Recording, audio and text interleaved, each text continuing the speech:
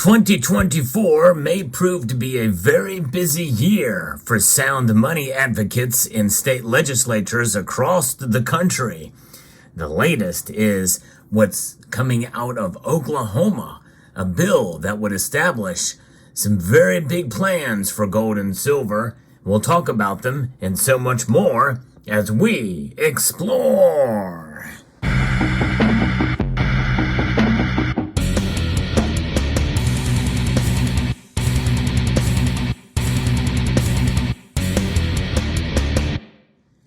In Oklahoma right now, finishing touches are being put on a piece of legislation that would establish a gold and silver bullion depository, according to the 10th Amendment Center, which is an advocate that is a blog that about precious metals. And this is quite exciting news, just breaking about what Oklahoma plans to do. A bill has been filed in the Oklahoma Senate which would establish a gold and silver bullion depository. It would not only create a safe place to store precious metals, it also has the potential to facilitate the everyday use of gold and silver in financial transactions in Oklahoma and set the stage to undermine the Federal Reserve's monopoly on money. Folks, there's a good reason to celebrate when news like this comes out. As we have seen, 2023 was a record year for sound money legislation across the United States, and it looks to be that we're going to see more of this occurring in 2024. If you enjoy content like this, where I talk about precious metals and the news relating to them, I hope you will consider subscribing to the channel and pressing the like button down below. Senator David Bullard filed Senate Bill 1351, and this legislation would create the Oklahoma Bullion Depository in the office of the state treasurer. The depository would serve as the custodian, guardian, and administrator of certain bullion and specie that may be transferred or acquired by the state or an agency, political subdivision, or any other instrumentality of the state. The depository would also accept deposits of gold and silver by private individuals. So if I wanted to take everything that you see here on your screen into this depository for safekeeping, I could do that. That's pretty interesting. It's a pretty amazing service that will potentially be offered here.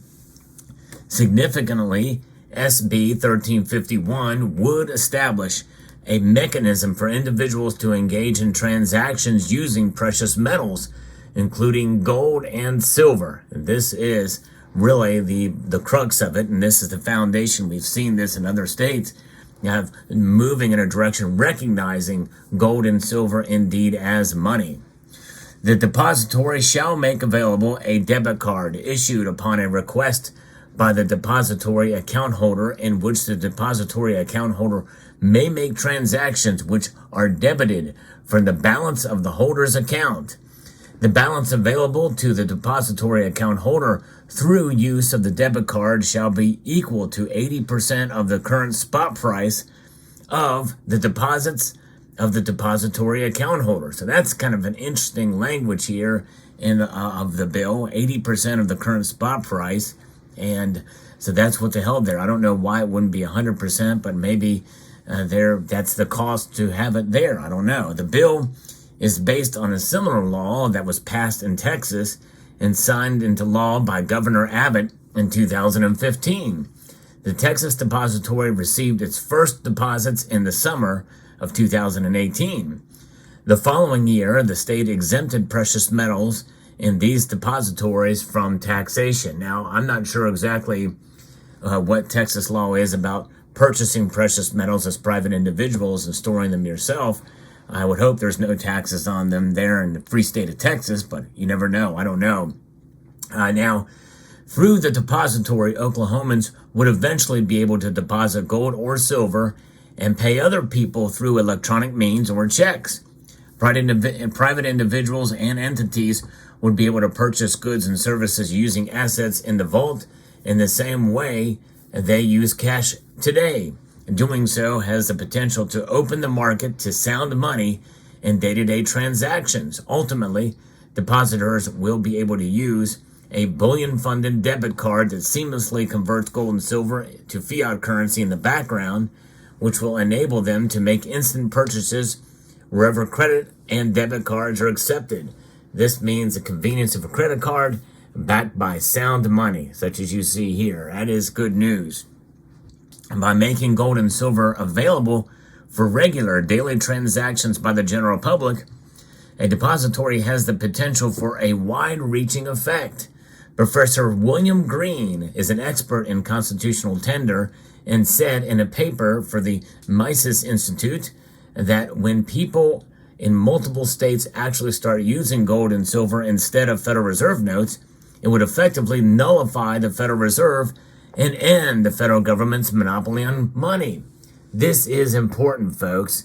That is profound to see that we could very well bleed the Federal Reserve dry if we just don't engage in their practices.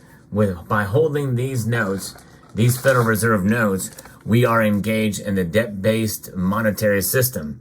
Some say it's a debt-based Ponzi scheme, especially with their fractional reserve banking and the way money is created only by the Federal Reserve, by the lending institutions and the like. Well, there you go. You can nullify the Federal Reserve by transacting in gold and silver using these cards. Of course, if enough states also, if you want to use a cash version of it, well, you could essentially use the gold back, but that is something that it needs to be far more widespread because there's still a lot of controversy regarding the gold back. It's going to take a little bit more or a lot more for it to gain widespread acceptance. Over time, as residents of the state use both Federal Reserve notes and gold and silver coins, the fact that the coins hold their value more than Federal Reserve notes will lead to a reverse Gresham's law effect, where good money will drive out bad money. That's a concept that I kind of I've talked about in my channel numerous times, reversing of Gresham's law, and bad money being Federal Reserve notes. Or we look about sound money versus unsound money.